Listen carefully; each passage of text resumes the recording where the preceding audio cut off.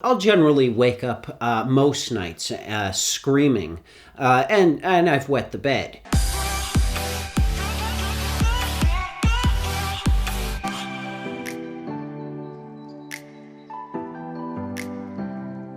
Hi, everybody, and welcome to another episode of The Cognitive Entrepreneur. Just want to let you guys know that I am feeling great. I hope you guys are too. I am feeling so incredibly great mentally.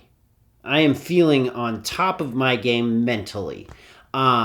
Physically, I am I'm not doing so well. As I've been stating in the previous episodes, this pure uncooked ham diet has taken a toll on my body and my liver. I'm switching up the diet. As opposed to just eating pure ham all day, every day, I've switched over to squid. It's a new diet. It's from Japan. It is where you just eat squid all day. Uncooked squid, raw squid. The rawer, the better. Haven't really felt a change physically yet. Mentally, still on top of my game. Physically, there's a lot of problems going on. I've been having trouble breathing. It feels like my muscles are like really tense and they're contracting almost. But my brain doesn't feel like it's contracting. It feels like it's expanding, but my legs feel like 10-pound bricks that I can't walk around because of this ham diet / squid diet. I think it's just a matter of time before my physical well-being catches up with my mental well-being. So get on the squid diet. If you've got an ocean nearby you, I recommend just hopping on in and trying to find a squid. Kill that thing. Definitely kill it before you eat it. That was a mistake I made. Get that squid and start chewing. Now, I feel like this is a great segue into what I want to talk about today. Mental well-being is an incredibly important thing for you to master. You must tame your brain. I like to compare my brain to like a chimpanzee. If you've ever seen a chimpanzee in the wild, they go nuts. They're constantly running around, screeching at each other, attacking each other very violently often. And it is very, very difficult to control a chimpanzee. I know I've certainly tried a few times. And man, those chimps really don't want to be tamed. This is a fact. So that's what I like to compare a brain to, is just a wild chimpanzee in the jungle that's just going buck wild that you need to tame. The main technique that I use is deep meditation. Very hardcore meditation. I'm not talking about, I'm gonna, sit on the couch and sort of space out or something. No, I'm talking about uncut, raw meditation. Meditation that's gonna scare your parents, scare your significant others, because of how uncut it is. Uncut this meditation gets, how real this meditation gets. Being an entrepreneur is very stressful. It's going to play games with your mind because of the sheer load of the stress that's going to be coming down on you. You're dealing with money, you're dealing with people, you're dealing with expectations, all these things that you got to wrangle and tame. In order for you to become an entrepreneur, that you got to really tame those things, and you have to tame your mind. For example, when I get stressed, I tend to have very livid, excruciating nightmares where I'll generally wake up most nights screaming, and I've wet the bed. This is a common thing for me.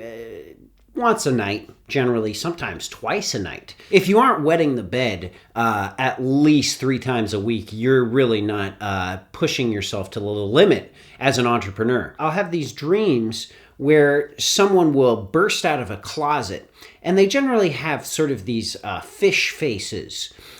These fishmen come for me, and they start grabbing me and touching me all over.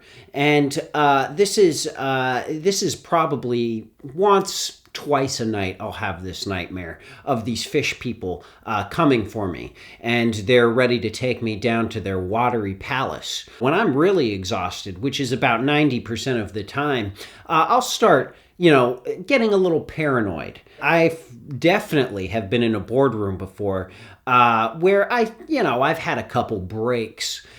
In the middle of a meeting, I'll start screaming about how the fishmen are going to get me. And this will often confuse the people who I am working with. You don't want your employees or your peers to look at you and say, "Why is he screaming about fishmen in the in the middle of this meeting? I don't like this, and I don't trust it." So it's best to really get a hold of this before you're in the middle of your day ranting about fishmen coming for you. It's so important to find time in your day to meditate in order to get your fish dreams under control. And a lot of people will say, when I tell them that I meditate all the time, they look at me and say, "Oh, you have time to meditate, huh?" I don't have time to meditate. I'm working. I'm working all the time. You must have some free time. And if you have free time, I take that as a weakness, and I will get you. That's how I like to imagine that my peers think of me. Here's the thing with meditation. You can do it anywhere, anytime. I often do it at work. I do it when I come home. A big meditation that I do is on my way to work while I'm driving. I'll get in my Tesla, and I'll tell you one thing. I really like driving that Tesla fast. I'm a speedster. What can I say? Things become focused when I'm going 120 on the freeway or in a residential area. I like to, be on the freeway or on the side streets going 120 miles an hour and just meditating, zoning out, just clearing my mind. It's almost like I'm not even in the car. It's almost like I'm totally somewhere else, and I'm looking down from somewhere else, and I'm seeing this Tesla recklessly weaving through traffic. It's very relaxing to just be high above and almost forget that I'm actually driving a Tesla extremely fast. So I can't recommend more just deep meditation while driving like an insane person. And I'll be honest, I've gotten in some wrecks, like heavy duty wrecks, some big car wrecks. I'm talking major car wrecks. I've blown through about 5 Teslas at this point, and my back is screwed up because I've wrecked some Teslas in my day going 120 miles an hour. But the great thing about Teslas is they're built to protect you. They're going to protect you for sure. The Tesla might not protect the storefront that you blast into at 120 miles an hour, but it definitely will protect you. So I can't recommend enough meditating while driving very quickly in your Tesla. Another great time to meditate is when you're dealing with other people. I specifically like to meditate when I'm dealing with people that are close to me, like a significant other or family members. I really like getting into a deep meditation when they're making an attempt to talk to me. Last year, I would often meditate when I got home, and my girlfriend would be like, "Hey, why aren't you talking to me?" I'm meditating. I am in a deep meditative state, and she's talking about, I feel like you're not communicating with me. In fact, you aren't communicating with me. You haven't said a word to me in about 3 weeks. And, I want to respond, but I got to get that meditation time in. It's so important to be able to meditate. Or Thanksgiving. That is my favorite time to meditate, when you're gathered around the table with all your family and everyone's interacting, and I'm in a corner just Deep meditation, eating raw squid out of a bucket. That's how I prefer to eat my food, is out of a tin bucket. I like eating things out of a bucket. It feels right to me, just a strong tin bucket. I feel like my family members very much understand when they look at me and I'm not talking to anybody eating squid out of a bucket. I think they are like, wow, man, he's really doing well in life. Another great time to meditate is when things are really stressful and you don't know what to do. Oftentimes I find that the meditation solves the problems. I remember one time, one of my businesses was raided by the FBI. They burst through the door and said, "This is a raid. Everybody on the ground. You guys are in huge trouble. The U.S. government is furious with you."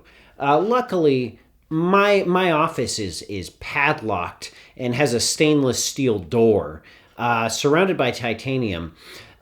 With a fingerprint code in order to get in. I'm sort of a paranoid guy. I'm worried the fishmen are going to break into my office and try and murder me. So that's why I generally have a lock on every single one of my doors. The FBI raids the door. They're pounding on my door. They're setting up some sort of device in order to burst the door down. They say, "You better come out now. You are under arrest." And I start screaming at them that I'm meditating. Meditating in that situation, it just gave me a peace of mind. While the FBI were trying to burst down my door, I meditated, and you know what happened? I meditated right out the back door, because I have a back door. I have an escape door in my office that leads to my underground parking garage where my Tesla is parked. My meditation, it took me out the back door into my Tesla and speeding off into another state.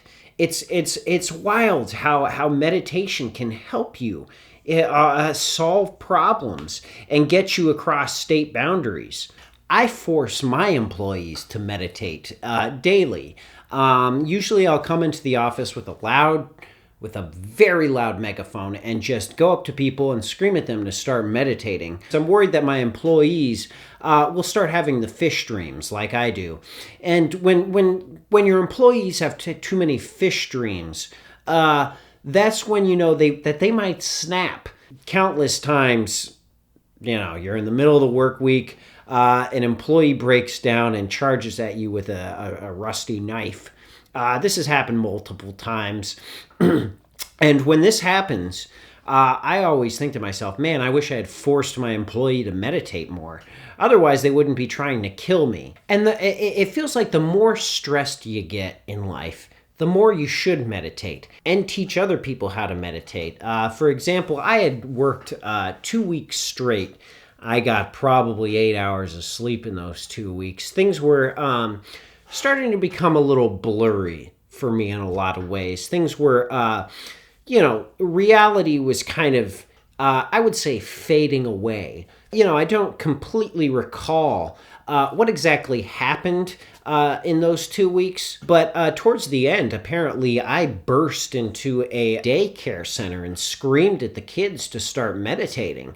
Apparently, the police were called and they had to restrain me because I was screaming about fishmen. But I am very proud of myself. Even under that extreme stress that resulted in me having a heart attack, I was able to pass on my meditation techniques, specifically to children and the daycare workers.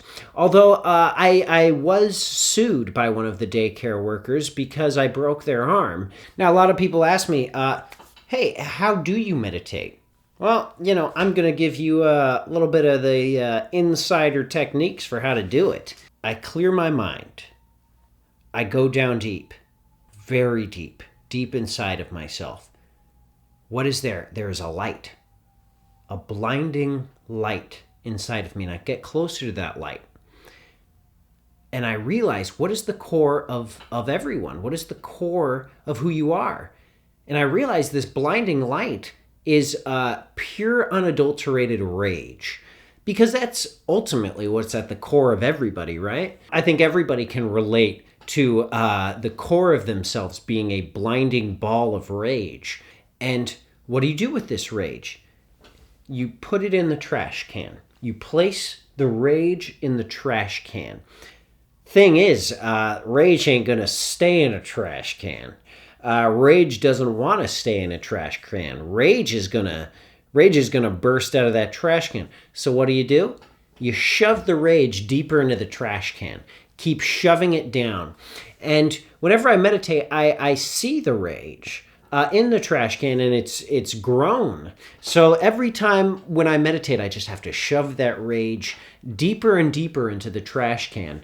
Some days it feels like I say to myself, oh my God, I can't push this rage down anymore. It's going to burst out of this trash can and become very violent. But, I've always managed to just keep shoving it down further. And I think that is the purest way to meditate, is to just keep shoving your rage down into a trash can and let it grow. The trash can certainly isn't going to become bigger, but I think you might be able to become stronger as you just keep shoving that rage down. I hope this advice has helped you. I know being an entrepreneur is very stressful, extremely stressful, for both your mental and physical well-being and the physical well-being of people around you. If you want to learn more about your well-being as an entrepreneur, definitely check out the Business Money Hacks. I say it every week. Absolutely check out my podcast with Dustin Hahn, another great entrepreneur.